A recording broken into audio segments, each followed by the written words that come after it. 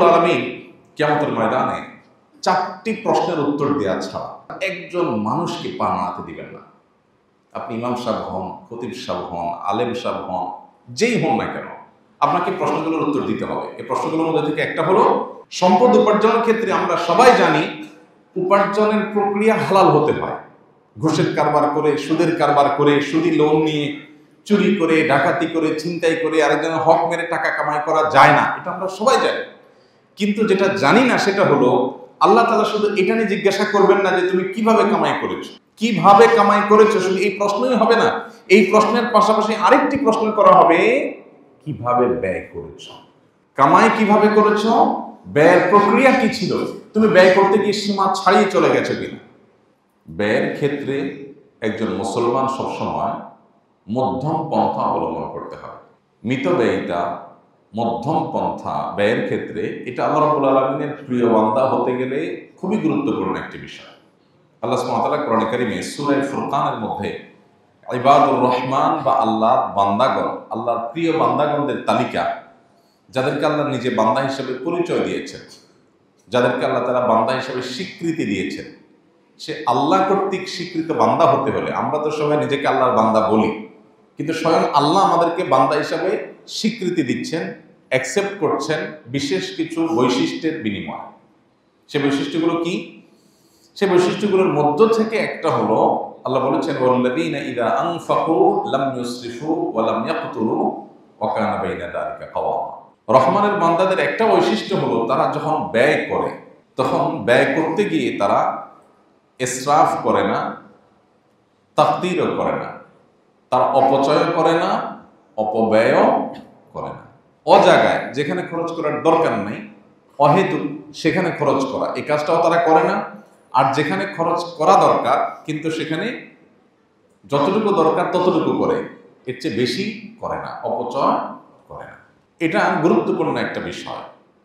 আজকের বাস্তবতায় আমরা যারা নিজেদেরকে মুসলমান দাবি করছি, এমনকি যারা মাশাআল্লাহ অন্যান্য ক্ষেত্রে প্র্যাকটিসিং মুসলিমের পরিচয় ধারণ করছেন, সমাজের কাছে স্বীকৃত প্র্যাকটিসিং মুসলিম হিসাবে, সেই ভাইদের মধ্যে, সে বোনদের মধ্যেও এই রোগটা এখন প্রকট আকার ধারণ করেছে। আমরা ব্যয়ের ক্ষেত্রে প্রচুর অপচয় করি, অপব্যয় করি, এবং এটার জন্য যে আল্লাহর কাছে জবাবদিহিতা আছে, এখানেও যে হালাল হারামের ব্যাপার আছে, আমরা অনেকে জানি না। আপনার উপার্জনটা হালাল, হালাল উপার্জনের টাকা দিয়ে আপনি যদি অপচয় করেন, সেটা কি হালাল হবে না হারাম হবে? আপনার উপার্জনটা হালাল, টাকা কামাই করছেন হালাল উপায়ে, মাশাআল্লাহ। এখন খরচ করতে গিয়ে যেখানে আসলে 10 টাকা খরচ করলে হয়, ওখানে অহেতুক 20 টাকা 30 টাকা খরচ করছেন একটু ভাবসাব জাহির করার জন্য। এই যে অপচয় করলেন, এটা কি হালাল হবে না হারাম হবে? হারাম হবে। কারণ আল্লাহ রাব্বুল আলামিন কোরআনে কারীমে বলেছেন, কুলু ওয়াশরাবু ওয়ালা তুসরিফু, তোমরা খাও, পান করো, পানাহার করো, আল্লাহর দেয়া উপার্জিত রিজিক থেকে তুমি পানাহার করতে পারো, সেটা হালাল, কিন্তু অপচয় করতে পারবে না। পানাহার করতে গিয়ে অপচয় করা যাবে না। আল্লাহ রাব্বুল আলামিন কোরআনে কারীমে আরো বলেছেন, ওয়ালা তাজআল ইয়াদাকা মাগলুলা ইলা উনুকিক ওয়ালা তাবসুতহা কুল্লাল বাসাত, তোমার হাত একেবারে তোমার কাঁধে এনে ওটাকে বেঁধে ফেলো না, অর্থাৎ বহিল হয়ে যেও না। হাত একেবারে বেঁধে রেখে দিও না, যে খরচই করবা না, কৃপণ হয়েও না। ওয়ালা তাবসুতহা কুল্লাল বাসাত, আর খরচ করতে গিয়ে আবার একেবারে সব ছেড়ে ছেড়ে দিলা, কোনো বাইন্ডিংস নাই, তোমার বিবেকে কোনো বাঁধ নাই যে কোথায় আমি খরচ করব, কতটুকু করব, কোথায় গিয়ে আমি থামবো খরচ করতে গিয়ে, এই হিসেব নিকাশ তোমার নাই, এরকমও যেন হইও না। সূরা ফুরকানের আয়াতে আল্লাহ সুবহানাহু ওয়া তাআলা বলেছেন শেষে, ওয়া কানা বাইনা যালিকা কাওয়ামা, অপচয় অপব্যয় এই দুইটার মধ্যবর্তী, দুইটাকেই পরিহার করে যতটুকু দরকার হয় ততটুকু খরচ করে রহমানের বান্দারা। আমাদের জীবনে আমরা যদি তাকাই, তো আমরা দেখব যে আমরা দৈনন্দিন জীবনে বিভিন্ন সময় অপচয় অপব্যয় করি। বিশেষ করে আধুনিক পৃথিবীতে লাইফস্টাইলটা এমন করা হয়েছে যে মানুষ অনেক ক্ষেত্রে অপচয় করাটাকে মনে করা হয় মানুষের বদান্যতা, বড় মনের পরিচয়। অপচয় যে করে না তাকে সমাজ, সমাজের মানুষ, এমনকি পরিবারের সদস্যরা পর্যন্ত কৃপণ মনে করে। কারণ আপনার মেহমানদারিতে 2 পদ 4 পদ হয়, আপনি 16 পদ 17 পদ করলেন। মেহমানদারিতে কিছুটা তাকাল্লুফ, কিছুটা কৃত্রিমতা, কিছুটা আপনার মেহমানের খাতিরে একটু বেশি করা, এটা অনুমোদিত, কিন্তু তার একটা সীমা আছে।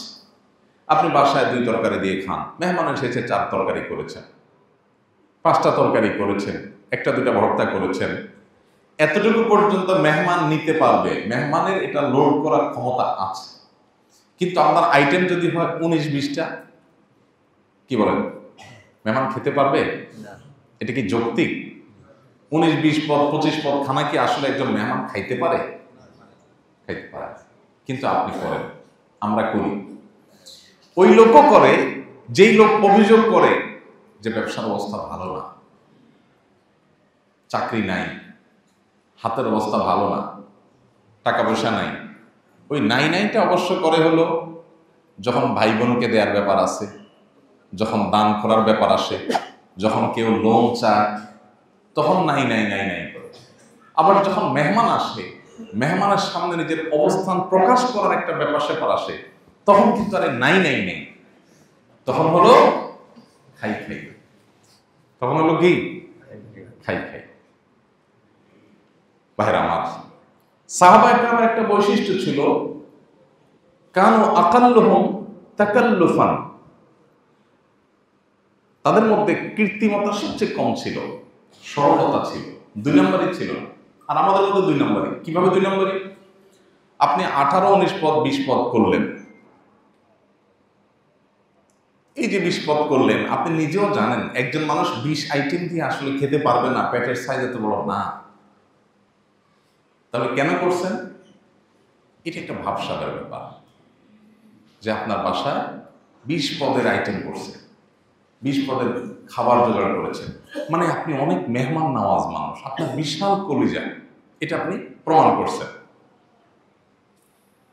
এই 20 আইটেম করার পর আমাদের দেশে দেখা যায় মেহমানকে শোনায় যে আসলে আজকে একটু বাজারে যেতে চাইছিলাম, ঝামেলায় পড়ে গেছি, যেতে পারি নাই, হাঁসটা বাকি ছিল, একটু আনবো, আনা হয় নাই, আপনি কিছু মনে করেন না। মানে 20 পদ করছি, এটা আপনি কি মনে করছেন? এটা তো আমাদের কোনো ইস্যুই না। আরে আমি আরো 2-4 পদ যোগ করতে চাইছি, মাইন্ড ইট। আমি মানুষটা কত বড় কলিজার বোঝার চেষ্টা করে, এটা হলো ওইটার তর্জমা। কথা বুঝে আসছে? শুটকি ভর্তাটা আপনার ভাবি করতে চাইছিল, ভুলে গেছে, বেচারি করতে পারে নাই। আরেকটা ভর্তা বাদ গেছে বুয়ার কারণে, বুয়া বলছিল খেয়াল করে নেই। মানে আপনি যে 20 পদ দেখছেন, এটা তো কোনো ইস্যুই না। আপনি কি মনে করেন আমাকে? আমার ওয়াইফ আরো 5 পদ করতো, যা সুযোগের অভাবে করতে পারে নাই। মানে আপনি বোঝার চেষ্টা করেন যে আমরা কত বড় কলিজার মানুষ। এটা হলো মেহমানের সামনের অ্যাপ্রোচ। মেহমান চলে যাওয়ার পরে এবার জানাবো দুজনই, 2 দিন পর পরে মেহমান, আর পারা যায় না, কত পারা যায়, নিঃশ্বাস ফেলতে পারি না। এটা হলো মেহমান পুরো চলে যাওয়ার পরের অ্যাপ্রোচ নিজেদের মধ্যে। এটা কি সরলতা নাকি মুনাফিকি? মুনাফিকি। এই মুনাফিকিটা কি আমাদের সমাজে আছে না নাই? আছে, ব্যাপকভাবে আছে। মেহমানের সামনে ভাই কিছুই তো করতে পারলাম না, সরি। মেহমানদারিতে কিছুটা কৃত্রিমতা চলে। ইব্রাহিম আলাইহিস সালামের মেহমানদারির আলোচনা আল্লাহ তাআলা কোরআনে উল্লেখ করেছেন যে ফাজাআ বিআজলিল হানিস, ফেরেশতারা যখন আসছেন, ফেরেশতারা যে খান না সেটা উনি জানেন, কিন্তু এরা মানুষের রূপ ধারণ করে আসছে, ফেরেশতারা যে জানতেন না, এজন্য গোটা বকরি একেবারে ডাইরেক্ট ফ্রাই করা গোটা বকরি দিয়ে দিয়েছেন। তো মেহমানদারিতে একটু আপনি বাড়াই করলেন, অবশ্য গোটা বকরি দেওয়াটা কয়েকজন মানুষ, তো অ্যারাবিয়ানরা যা খায় একটা খায়, আপনি আবার ওটা বলেন না যে এটা তো অপচয় হলো। তাদের সিস্টেম হলো বকরি মেহমানের সামনে দিবে, মেহমান 8 জন 10 জন 20 জন যা আছে তারা খাবে, তারা খেয়ে চলে গেলে ওখানে এবার মহিলারা খাবে, পরিবারের লোকেরা খাবে, এরপরে বাচ্চারা খাবে, দফায় দফায় ওখানে খাবে। এটা হলো তাদের ট্র্যাডিশন। এখনকার আরবিয়ানরা অবশ্য অপচয়ের ক্ষেত্রে গোটা পৃথিবীতে তারা চ্যাম্পিয়ন হবে। যেই পরিমাণ খানা তারা অপচয় করে, এটা পৃথিবীতে তারা ছাড়া এত অপচয় পৃথিবীতে কোনো জাতি করে না। দুর্ভাগ্য আমাদের জন্য ভাইরা। তো আমি যেটা বলছিলাম, এই যে অপচয়, আমি একটা উদাহরণ দিলাম মেহমানদারির ক্ষেত্রে। আননেসেসারি, অপ্রয়োজনীয় হিউজ করলেন। বিয়ে শাদীতে যেটা হয় সেটা তো বলার অপেক্ষা রাখে না। কদিন আগে আমার পরিচিত এক ভদ্রলোক তার খুব কাছের একজনের বিয়ের গল্প দিলেন যে কয় হাজার যেন মেহমান, আমন্ত্রিত মেহমান, 1000 বা 2000 বা আরো বেশি হবে সম্ভবত, আমি ফিগারটা মনে নেই। এই মেহমানদের সবাইকে বিয়েতে আসার জন্য সবার জন্য ড্রেস প্রোভাইড করা হয়েছে।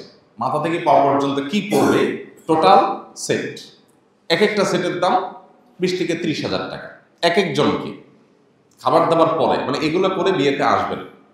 এটা এখন নাকি শুরু হয়েছে। আমার এখন এটা দেখার দুর্ভাগ্য হয়নি।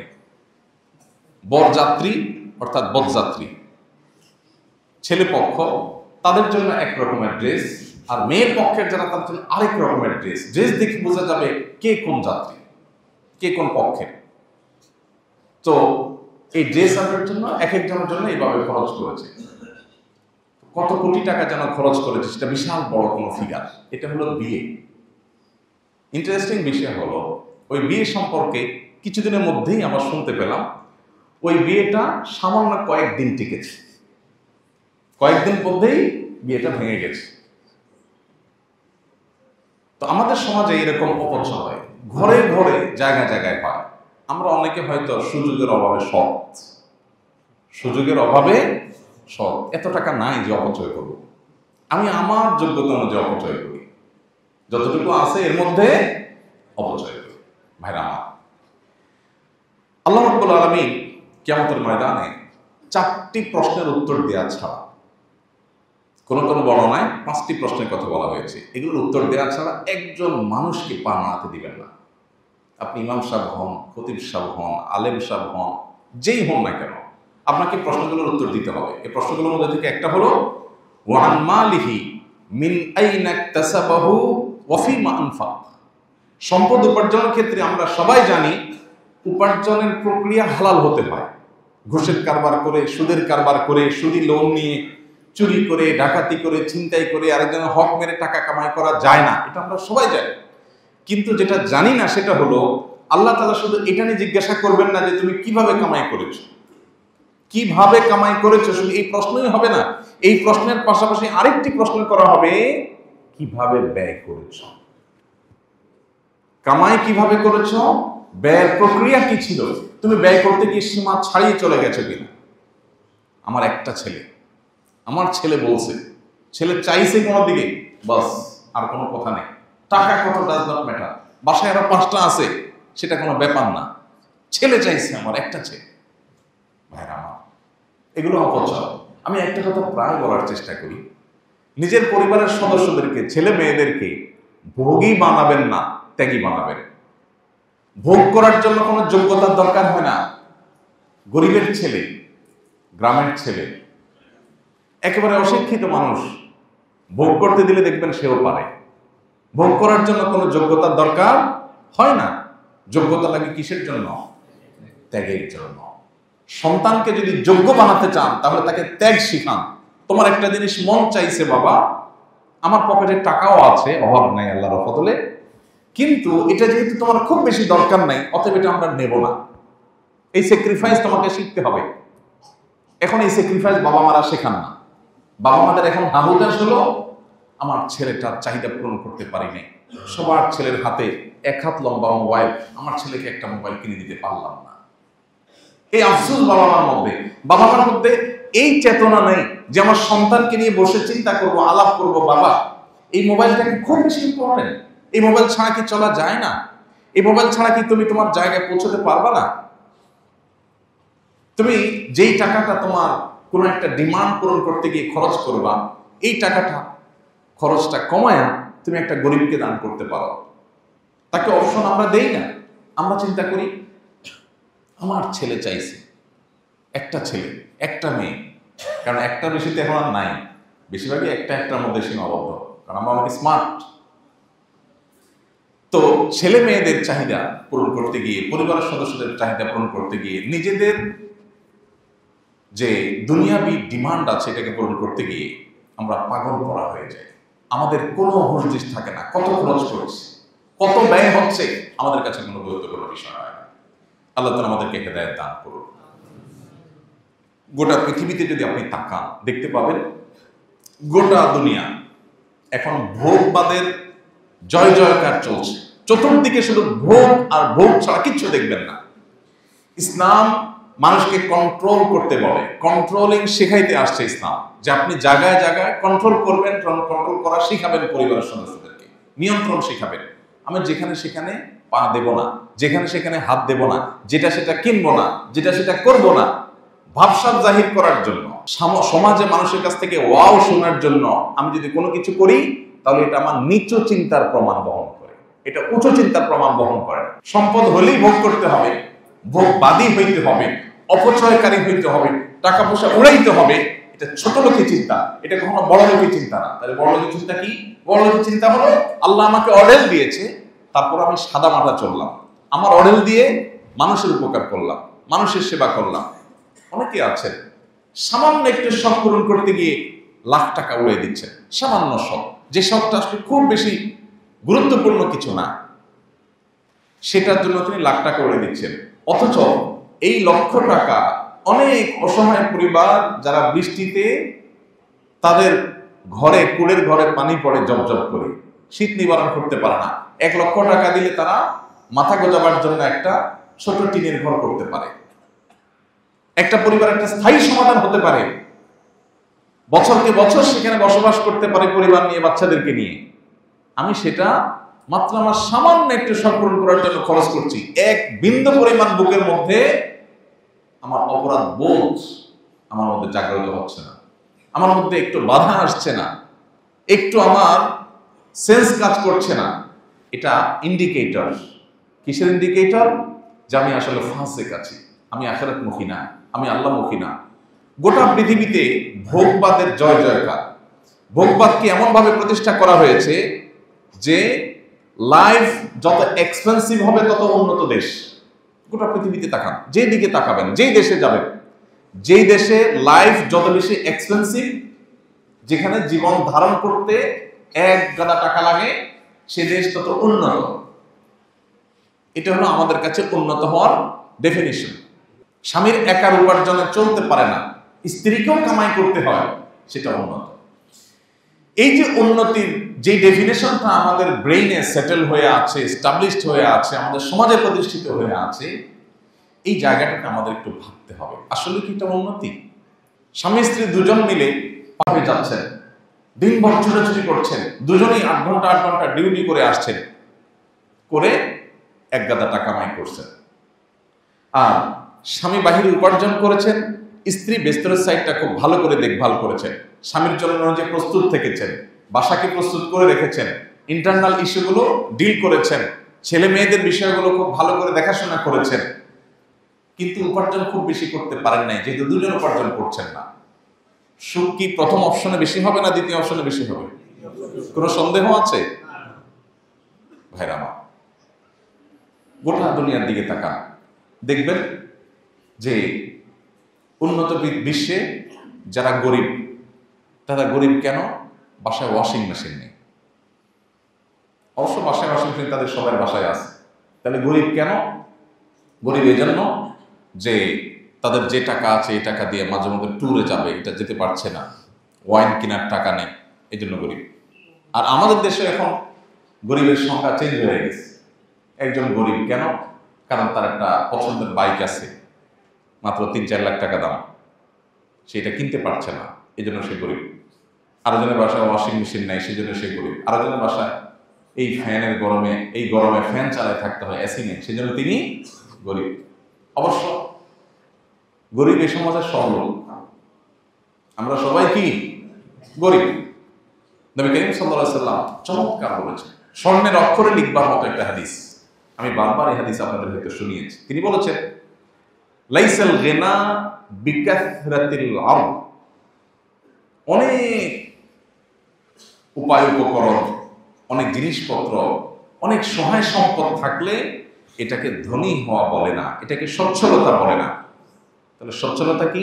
নবীজি বলেছেন, ওয়ালাকিন্নাল গিনা গিনান নফস, সচ্ছলতা হলো যদি কেউ মনের দিক থেকে সচ্ছল হয়।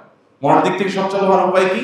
উপায় হলো আমি যেই অবস্থায় আছি এই অবস্থায় তৃপ্তির ঢেকুর তুলে বলবো আলহামদুলিল্লাহ, আমি অনেক সুখী আছি, আমার দরকার নেই। একজন ঢাকায় ভাড়ায় থাকেন, সামান্য বেতন পান, ফ্ল্যাট কেনার কথা চিন্তা করতে পারেন না। আল্লাহর বান্দা এই অবস্থাকে যদি অ্যাপ্রিসিয়েট করেন, এই অবস্থাকে তিনি যদি স্বাগতম জানাতে পারেন, তিনি যদি এনজয় করতে পারেন যে ফ্ল্যাটের মালিক আর আমার মধ্যে পার্থক্য কি, সেও ফ্ল্যাটে থাকে আমিও ফ্ল্যাটে থাকি, সে নিজেরটা থাকে আমি ভাড়াটা থাকি, বেশ কম কি, বরং তার চাইতে আমি আরো ভালো, সে নিজেরটা বন্দি থাকে, আমি আজকে একটা থাকি কালকে একটা থাকি। আমার যখন ঢাকায় নিজের থাকার জায়গা ছিল না, তখন আমার মিসেস এই ভূমিপল্লীতে বহুদিন আমরা ছিলাম। তো ভূমিপল্লীতে আমার মনে আছে এখানে যে কয়টা বাড়িতে ভাড়া ছিলাম আমরা কোনো ইউজড ফ্ল্যাটে উঠি নাই কখন। আমার ওয়াইফের একটা দৃষ্টিভঙ্গি হলো, সে বলে যে নতুন নতুন বাসায় উঠবো, কেউ ইউজ করে নাই, আমরা যে ওটা উদ্বোধন করব, বরকত দিয়ে আসবো, বিল্ডিং করবে বাড়িওয়ালা, কোটি কোটি টাকা খরচ হবে, তা আমি মাত্র 15,000-20,000 টাকা দিয়ে থাকবো। 2 বছর 3 বছর থাকলাম, আবার মনে চাইছে আরেক জায়গায় যাবো, চেঞ্জ করে চলে যাবো। তাহলে যার ফ্ল্যাট নাই সে নিজেকে প্রবোধ দেওয়ার, সান্ত্বনা দেওয়ার, বরং খুশি হওয়ার, মনের ভেতর থেকে সত্যিকার অর্থে শুকরিয়া জানাবার বহু অপশন তার হাতে আছে। কিন্তু সে কি করে? শয়তান তাকে কি করে? ভয় দেখায়, শয়তান তাকে নিরাশ করে। সে বলে স্যাড, ব্যাড, আমার একটা ফ্ল্যাট নেই, অমুকের আছে, তমুকের আছে, আমার নাই। জামাই বউ দুজন মিলে গালে হাত দিয়ে বসে আছে, মন খারাপ। কেন? কি সমস্যা? ভাতও আছে, তরকারিও আছে, চালও আছে, ফ্রিজে খাবারও আছে, পকেটে টাকাও আছে, ফ্ল্যাট নেই। এই জন্য তিনি অভাব বোধ করছেন। নবীজি সাল্লাল্লাহু আলাইহি ওয়াসাল্লাম বলেছেন, ওয়ালাকিন্নাল গিনা গিনান নফস, মনের সচ্ছলতা হলো আসল সচ্ছলতা। যে ব্যক্তি মনে করে আমার ফ্ল্যাট নাই, কোনো ব্যাপার না, দরকার নেই আমার ফ্ল্যাটের, যেটা আছে আলহামদুলিল্লাহ, এলো ধনী, এলো ধনী। আর ফকির দেখবেন, আসেন এবার সম্পদ থেকেও গরিব, এটা দেখাই। আমি এর আগেও আপনাদের বলেছি এক্সাম্পল, 6 তলা পারমিশন পাইছে, 6 তলাই করছে, এরপরে রড বাইর করে থুয়ে দিচ্ছে। ছাদে উঠলে দেখবেন রড বাইর করা। কেন রে ভাই? 6 তলার পারমিশন পাইছে, 6 তলা হয়ে গেছে, রডগুলো কেটে সুন্দর করে ছাদটাকে সাজান না, রড বাইর করে দিচ্ছে। ছাদে গিয়ে তারা যদি জিজ্ঞেস করেন, ব্যয় সাহেব বা ভাই সাহেব রড বাইর করছেন কেন, কি বলবে? বলবো এখানে আসলে একটা টিনশেড 2টা রুম করার চিন্তা করছি, ভাড়া দেওয়া যাবে, এখন তো হাতে টাকা নাই, টাকা হলে তখন করব। আছে 6 তলা, রড বাইর করে দিয়েছে, আরেকটু করবে পারমিশন ছাড়া, যেতে ছাদ করতে পারবে না, টিনশেড হইলেও করবে, 5-10,000 টাকা ভাড়া অন্তত আসবে 2 রুম থেকে, কোনো এক্সপেন্সিভ এরিয়া। তো এই লোকটার হাতে এখনো টাকা নাই, কিন্তু তার এখনো সব বাকি আছে, চাহিদা আছে, টাকা নাই। গরিব না ধনী? গরিব না ধনী? চাহিদা আছে, টাকা নাই, নিশ্চয়ই গরিব। এ হলো গরিবের একটা চিত্র। আর ধনীর চিত্র দেখাইলাম, থাকে ভাড়া বাড়িতে, ফ্ল্যাট প্লট কিচ্ছুই নেই, বাড়িও নেই, কিন্তু আল্লাহ যা দিয়েছেন এটাতে সে অনেক সুখী এবং হ্যাপি। নবী সাল্লাল্লাহু আলাইহি ওয়াসাল্লামের ভাষ্য অনুযায়ী ওয়ালাকিন্নাল গিনা গিনান নফস, এই লোক হলো ধনী। কারণ তাকে যদি জিজ্ঞেস করেন, ভাই আপনার যে ফ্ল্যাট নাই, কোনো দুঃখ হয়? সে বলবে না, আলহামদুলিল্লাহ, কোনো সমস্যা নেই, আমার ফ্ল্যাট নাই মানে ঢাকা শহরের সব ফ্ল্যাট আমার, যেটা ভাড়া উঠবো ওইটাই আমার, ওই মাসের জন্য তো আমি আছি মালিক, আলহামদুলিল্লাহ। মরে গেলে যেগুলো সব সেও রেখে যাবে, আমিও রেখে যাবো, বেশ ক্ষমতা তার সাথে আমার কোনো নাই। মানুষ যখন আলহামদুলিল্লাহ বলতে চায়, তার হাজারটা অপশন আছে, আর যখন আলহামদুলিল্লাহ বলতে চায় না, তখন হাজারো কোটি টাকার মালিক হওয়ার পরও তার আফসোস এবং হামতাস করার অপশন আছে। নবী করিম সাল্লাল্লাহু আলাইহি ওয়াসাল্লাম মানুষকে এই জীবন দর্শনটা দিতে চেয়েছেন। আর ভোগবাদী পৃথিবী আপনাকে সারা জীবন অভাবী করে রাখবে, মরণ পর্যন্ত আপনার অভাব থাকবে। অপচয়, অপব্যয় এবং যে কোনো অর্থ করি ব্যয়ের ক্ষেত্রে যদি আমরা নবী সাল্লাল্লাহু আলাইহি সাল্লামের বাতানো পন্থাকে অবলম্বন করি, তাহলে আমরা মানসিক এবং প্রকৃত অর্থে সুখী হতে পারবো, প্রকৃত অর্থে সচ্ছল হতে পারবো। আমাদেরকে কেউ কখনো অভাবে ট্রিট করতে পারবে না। এটা মানুষের মানসিক ব্যাপার। একজন মুসলমান খাইকারি হতে পারে না, একজন মুসলমান লোভী হতে পারে না, একজন মুসলমান ভাব জাহির করবার জন্য অপচয় করতে পারে না, অজাগায় অপাত্রে খরচ করতে পারে না। একজন মুসলমান ছেলে মেয়ে যা চাইলো তাই কিনে দিলাম, এরকম কোন বাধা এবং কোন প্রকার নিয়ন্ত্রণহীন জীবন যাপন করতে পারে না। আমাদের ব্যক্তিগত জীবনে এই ব্যয়ের নীতিমালা মেনটেন করা খুব বেশি গুরুত্বপূর্ণ। আমি এর আগে আমার নিজের বিষয় বিভিন্ন সময় আপনাদের সাথে শেয়ার করেছি। যখন খুব অল্প উপার্জন ছিল, তখন ওই অল্প উপার্জনে আলহামদুলিল্লাহ চলেছে। আমার মনে হয় না আমার পরিবারের সদস্যরা, আমরা মাঝে মধ্যে এখনো আলোচনা করি যে এমন সময় ছিল যখন একটা ডিম আমরা 4 টুকরা করে খেতে হয়েছে, 2 বাচ্চা 2 টুকরা, আমরা স্বামী স্ত্রী 2 টুকরা। আলহামদুলিল্লাহ আজকে টাকা নাই, একটা ডিম কিনেছি। ধার দেনা করে আমার 4টা ডিম খেতে হবে, এই টেন্ডেন্সি কখনো আলহামদুলিল্লাহ ছিল না এবং কখনো করিও নেই। আমি মনে করে সেই সময়ের কথা আমি মনে করে কয়েক বছর কাটিয়েছি। কোনো দোকানদার বলতে পারবে না যে একটু ভোগের জন্য কোনোদিন দোকান থেকে কখনো 10 টাকা বাকি নিয়েছে, নাই, ক্ষমা, আলহামদুলিল্লাহ। এবং এটার জন্য কোনো দুঃখও নেই, না যে এটার জন্য কোনো দুঃখও নেই, বরং ওই যে 6 তলার পর রড বের করে রেখেছে, এদের দেখে আমার মায়া হয়, করুণা হয়, আহারে বেচারা অভাব, আল্লাহ আমার মধ্যে অভাব রাখেননি। এই জন্য ভাই, অপচয় অপব্যয় বন্ধ করবো তো আমরা ইনশাআল্লাহ। বিবাহ কেন্দ্রিক অপচয়, এটা তো ঘরে ঘরে জনে জনে, এটা না করলে তো কোনো ভাবসাবই থাকে না, এলাকার মান সম্মানই থাকে না। বেশাব মানুষ খাওয়াইতে হবে 200-300, বিশাল ডাকডোল পিটাইতে হবে। চিটাঙের দিকে বিয়ে উপলক্ষে রিক্সা চালক বেচারা গরিব মানুষ, দিনমজুর, তারপরও তার আধা কিলোমিটার রাস্তায় লাইট লাগাইতে হবে। তার নিজের বাড়িতে বিদ্যুৎ আছে কিনা সন্দেহ, কিন্তু বিয়ে উপলক্ষে ওই আধা কিলোমিটার ভাড়ায় লাইট লাগাইতে হবে। এগুলোর বিরুদ্ধে আমাদের একটা সামাজিক সচেতনতা এবং সামাজিক সংগ্রাম আমাদের মধ্যে গড়ে তুলতে হবে, তা না হলে আমরা কখনো প্রকৃত সুখের দিকে যেতে পারবো না। আমাদের ব্যক্তিগত জীবন থেকে নিয়ে রাষ্ট্রীয় জীবন পর্যন্ত অপচয় যদি আমরা বন্ধ না করি, তাহলে আমাদের অভাব কখনোই বন্ধ হবে না।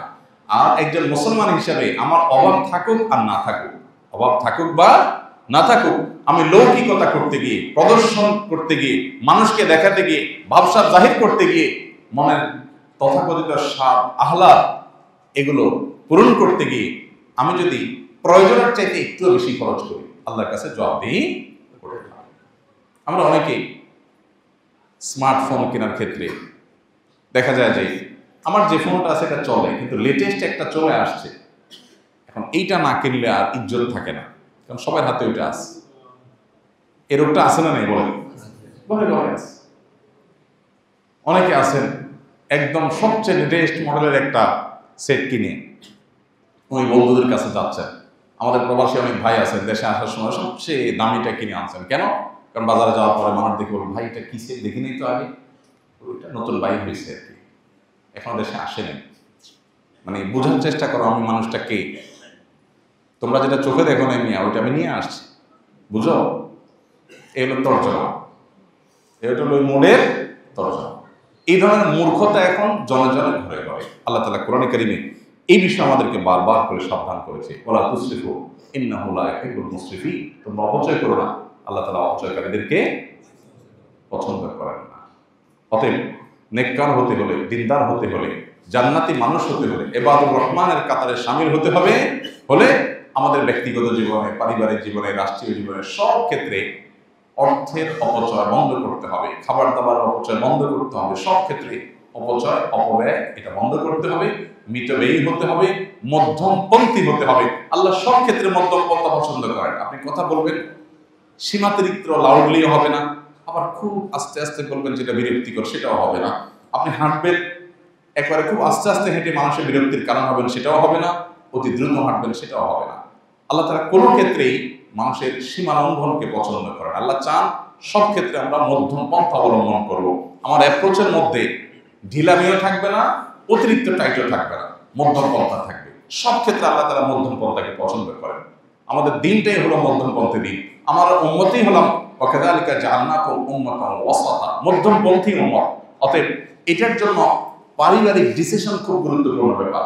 আপনি মসজিদ থেকে শুনেছেন, মোটিভেটেড হয়েছেন, এটাই যথেষ্ট না। আপনার পরিবারের সদস্যদেরকে নিয়ে বসতে হবে। অপব্যয় কেন করব না, কেন মিতব্যয়ী হবো আমরা, সে বিষয়ে তাদেরকে আলাপ শোনাতে হবে, তাদের সাথে আলোচনা করতে হবে, তাদেরকে কনভিন্স করতে হবে। পুরো পরিবার যখন সম্মত হবে, তারা যখন সবাই মোটিভেটেড হবেন, কনভিন্সড হবেন, তখন ইনশাআল্লাহ আপনার সামনের যাত্রাটা সুন্দর হবে। আর না হলে আপনি বলবেন মেতিলই হই, আপনার ওয়াইফ বলবে তুমি আসলে কৃপণ মানুষ, এখন ওয়াজ শুনতে আসছো। বউ বাচ্চারা আপনাকে ভিন্ন কথা শোনাবে। এই জন্য তাদেরকে কনভিন্স করতে হয়, গোটা পরিবারকে দিন বোঝাতে হয়। ইসলামের জীবন দর্শনটা হলো আমরা খাই বাঁচার জন্য। মুসলমানরা খাই কিসের জন্য? বাঁচার জন্য। আর অমুসলমান বাঁচে খাওয়ার জন্য। যাদের ঈমান নাই আখিরাতের প্রতি, তারা বাঁচে কিসের জন্য? খাওয়ার জন্য। পার্থক্য বুঝতে পারছেন? নবী সাল্লাল্লাহু আলাইহি ওয়াসাল্লাম একাধিক হাদিসে তিনি এই কথা বলেছেন, কোমর যেন সোজা হয় সে পরিমাণ খাও, যে কোমর সোজা রেখে আল্লাহর ইবাদত করতে পারো। জীবন বাঁচাবার প্রয়োজনে খাবার খাও। তাহলে খাবার একটা হইলেই হলো। আর যে বাঁচে খাবারের জন্য, খাওয়ার জন্যই তার বেঁচে থাকা, তার তো বিভিন্ন রকমের খানা না হলে চলবে না। ঈমানদারের যেহেতু জান্নাত আছে, আসল ভোগের জায়গা আছে, এটা তার কাছে কোনো গুরুত্বপূর্ণ ইস্যু না যেখানে আমাকে অনেক কিছু খাইতে হবে। আমি একবার এয়ারপোর্টের দিকে যেতে যে হোটেলটা হয়, কি নাম জানো, একটা লা মেরিডিয়ান, ওই হোটেলে একটা বিয়ে পড়াইতে গেছিলাম। তো বিয়ে পড়ায় বের হয়ে আসছি, দেখি যে একটা মদের বার, ওইটার সামনে একটা বিজ্ঞাপন বড় করে একটা ফেস্টনের মতো, ওইটাতে লেখা আছে ট্রাই বিফোর ডাই। একটা মদের বোতলের ছবি দিয়ে লেখা আছে ট্রাই বিফোর ডাই। তো আমি ওখানে থেমে গেলাম। আমার সাথে যে কজন ছিল বললাম, ভাই একটু থামেন, একটু কাজ আছে। কি কাজ? ওরা একটু আশ্চর্য হয়ে গেল, মদের দোকানে আবার কি কাজ হুজুর? একজন আমার বললো, ভাই এখানে বেশি সময় ভাবে দাঁড়ায় থাকেন না, কে কোত্থেকে ছবি তুলে বলবে হুজুর মদের দোকানে সিরিয়াল ধরছে, আরেক মুসিবত হবে। তাই আমি বললাম যে ছবি তুলো। ইন্টারেস্টিং একটা লেখা পাইছি, ট্রাই বিফোর ডাই। মানে হলো পরিষ্কার না, মানে তারা বলতে চাচ্ছে যে তাদের এই যে মদের ব্র্যান্ডটা, আপনি যদি মরে যান দুঃখ থেকে যাবে, এটা একটু চাইতে দেখলেন না কেমন? এটা খাওয়ার পরে আপনার মাতলামি, পাগলামি, ছাগলামি কোন লেভেলে পৌঁছে, এটা আপনি দেখার আগে দুনিয়া থেকে চলে গেলে এটা দুঃখের ব্যাপার হবে। এই জন্য মরার আগে একটু চেক করেন, দুঃখ নিয়ে মরেন না। আর ইমানদারের দৃষ্টিভঙ্গি হলো যে আমি যদি কোনো শখ থাকে আর পূরণ করতে না পারি, হালাল শখ যদি থাকে আর পূরণ করতে না পারি, আল্লাহ রাব্বুল আলামিন বিশেষ করে আল্লাহর জন্য যদি স্যাক্রিফাইস করি, আল্লাহ আমাকে সেটা জান্নাতে দান করবে। তাহলে ইমানদারের কি ট্রাই বিফোর ডাই এর কোনো থিঙ্কিং আছে, দরকার আছে? নাই। কত যে সমৃদ্ধ আল্লাহ আমাদেরকে করেছেন, কত যে ধনী আমরা, কত যে সচ্ছল আমরা, আমাদের চিন্তার জায়গাটা যে কত স্ট্রং, কত মজবুত, কত সুদৃঢ়, আর ওরা যে কত মিসকিন, কত অসহায়, কত অভাবী, এই পার্থক্যটা আমরা অনেক মুসলমান করতে পারি না। আল্লাহ তাআলা আমাদেরকে ইসলামের নিয়ামতের জন্য শুকরিয়া আদায় করার তৌফিক দান করুন। ইসলাম শুধুমাত্র নামাজে রোজাতে নয়, আমাদের আয় ব্যয়, জীবন ধারণে সব ক্ষেত্রে ইসলামকে সত্যিকার অর্থে চর্চা করা, ধারণ করবার, কোরআন এবং হাদিসের বাতানো পথে আমাদেরকে আল্লাহ তাআলা জীবন পরিচালিত করার তৌফিক দান করুন। আস-সুন্নাহ ফাউন্ডেশন, উম্মার স্বার্থে সুন্নাহর সাথে।